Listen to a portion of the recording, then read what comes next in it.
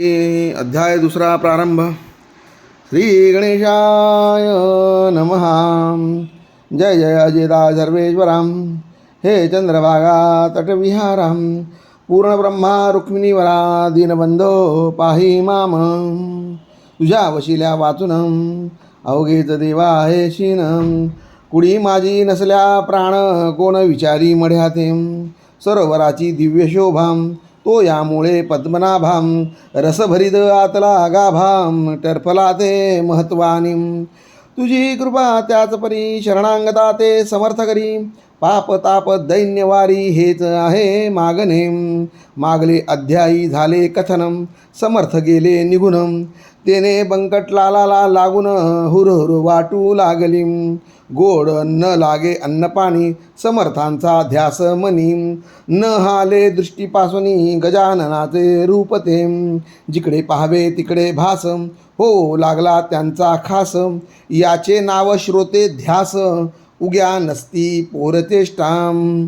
चुकलेल्या धेनूची वत्सशुद्धी करिसाची तैसी बंकटलालाची स्थिती झाली विबुधोम.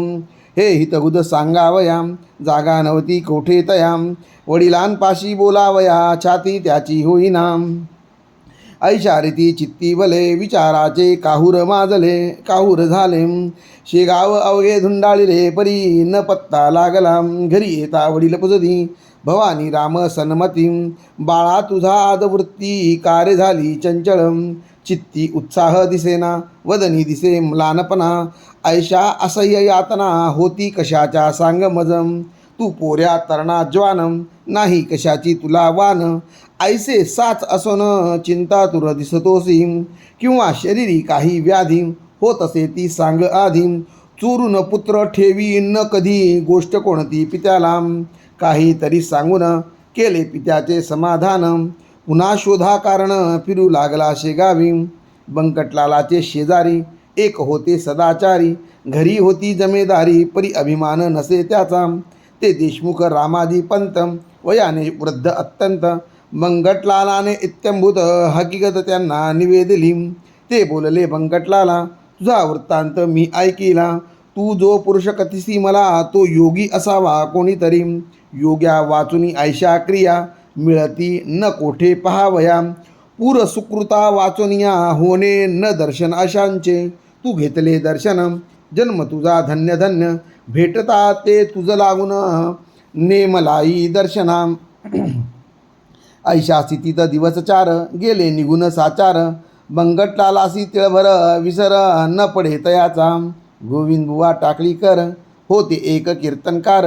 ज्यांच्या कीर्तनी शारंगधर प्रसन्न चित्त होतसे.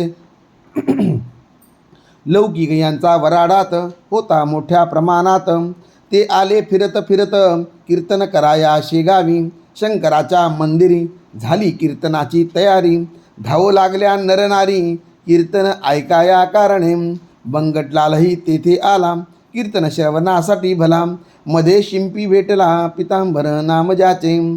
हा शिंपी पितांबर भोळा भाविक होता फार. त्यासी समर्थाचा समाचार बंकटलाले कथन केला. दोघे कीर्तना चालले तो अवचित समर्थ पाहिले. मागल्या बाजूस बसलेले फरसावरी ते दवाम. मग कशाचे कीर्तन गेले उभयता धावून. जेवी द्रव्य घटाते पाहून कृपन जाय हपापुनी. वा चातकाते स्वातिघन वा मोरासी मेघदर्शन. किंवा तो रोहिणी रमण चकोर पाहता आनंदे. तैसे उभयतासी झाले दूर उभे राहिले. विनयाने बोलू लागले काही आणू का खावया. महाराज बोलले त्यावरी तुला गरज असेल जरी. आन झुणका भाकरी माळणीच्या सदनातून. बंकटलाले सत्वरी चून अर्धी भाकरी आणून ठेविली हातावरी तया योगेश्वराच्या. चून भाकरी खात खात वदले पितांबरासी समर्थ.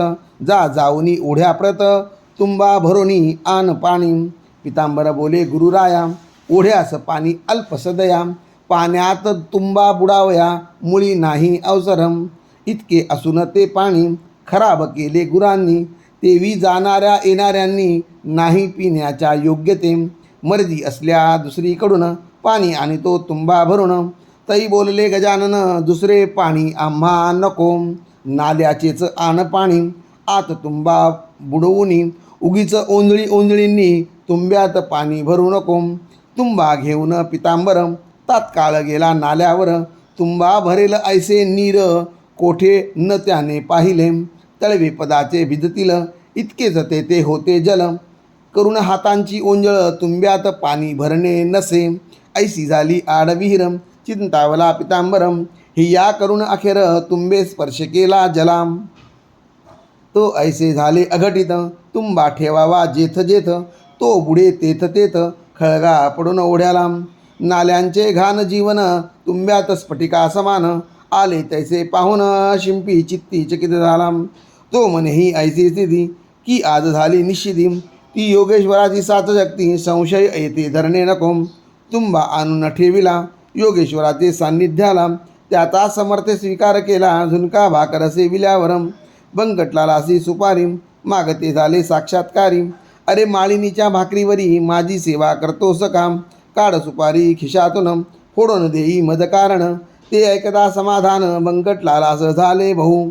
सुपारीच्या बरोबरी 2 पैसे हातावरी ठेविता झाला व्याघ्रांबरी दुंदडी तांब्याचे खडकू दुंदडी व्याघ्रांबरी ही मुसलमानी नाणी सारी चालत होती व्यवहारी तया वऱ्हाड प्रांतात. पैशाप्रती पाहून महाराज बोलले हसून काय व्यापारी समजून मजला तुही अर्पिसी. हे नाणे तुमचे व्यवहारी मला न त्याची जरुरी भावभक्ती नाण्यावरी संतुष्ट मी राहतसे. ते तुझ्याजवळ होते म्हणून भेटलो पुन्हा तू ते याचा विचार चित्ताते करी म्हणजे कळेल. जाता कीर्तन दोघे जाऊन करा श्रवण मी लिंबापाशी बैसून कथा त्याची ऐकतो. दोघे कीर्तनाप्रती आले महाराज लिंबापाशी बैसले. गोविंद बुवाचे सुरू झाले आरंभीचे निरूपणासी भागवताचा घेतला होता एकसाचा श्लोक 11 स्कंदाचा हंस गीतामधील.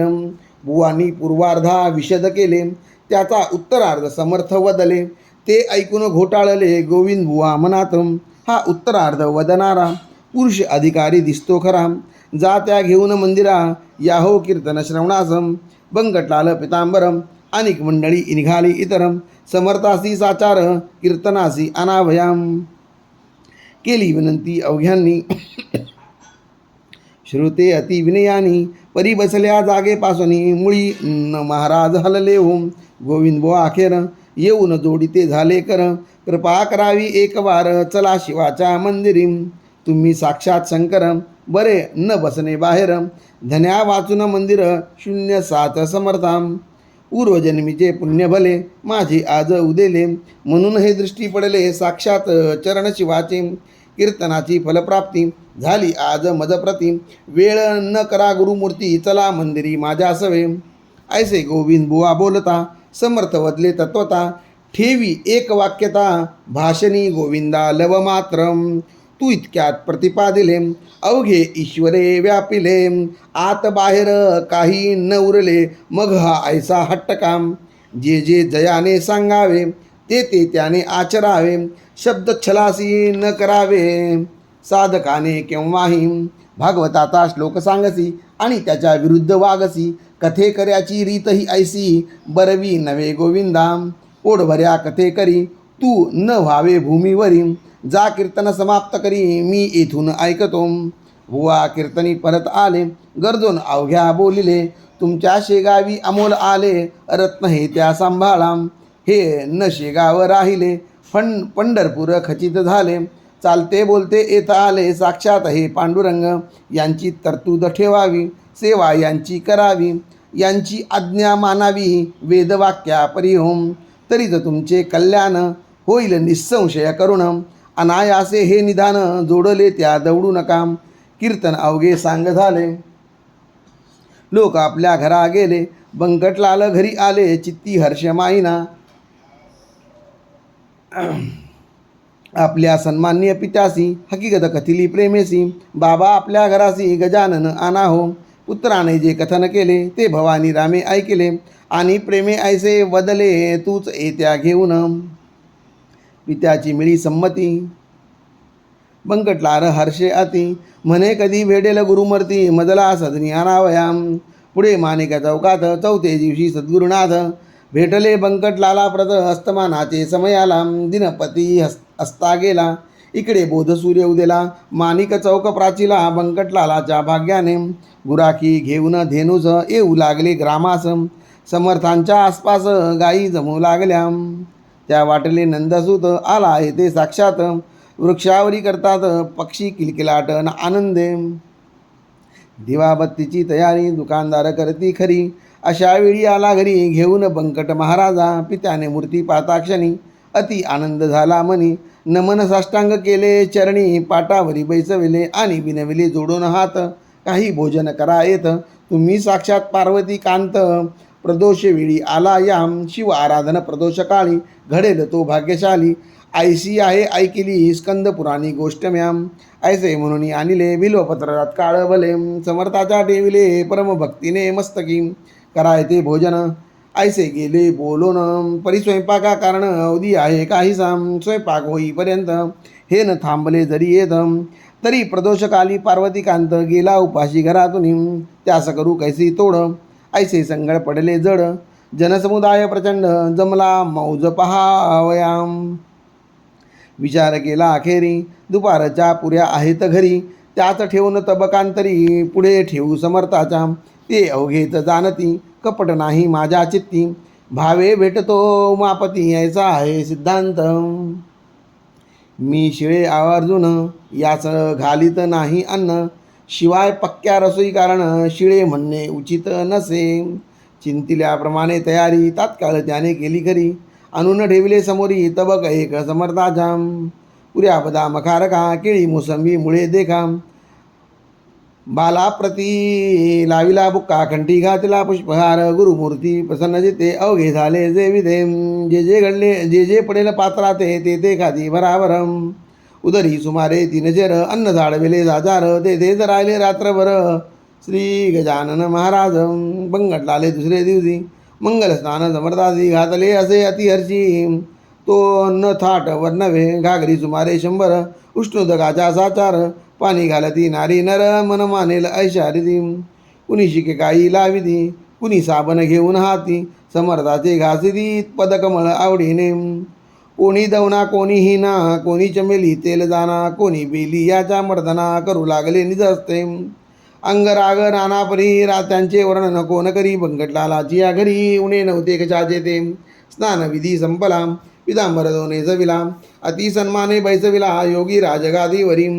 भाली गंध केशरी गळ्यात हार नानापरी. कोणी तुळशी मंजरी वाहू लागले शिरावरम.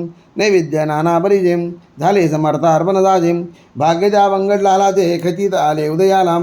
ते बंकटलालाचे घर झाले द्वारका साचार. तया दिनी सोमवार वार शिवाचा होता हो. अवघ्या मंडळींनी आपले मनोरथ ते पूर्ण केले. एक मात्र त्यातून उरले इच्छा रामशेठजी. हा चुलत बंधू बंकटाचा होता भाविक मनाचा. भक्त असे शंकराचा त्यासी ऐसे वाटले. आज आहे सोमवार मसी उपास साचार. घरा प्रत्यक्ष शंकर चालते बोलते आलेच घेम. त्यांची पूजा अस्तमानी यथा सांग करोनी. करू पारणा ऐसी मनी इच्छा त्याने धरली असे. तो झाला अस्तमान मावळला असे नारायण.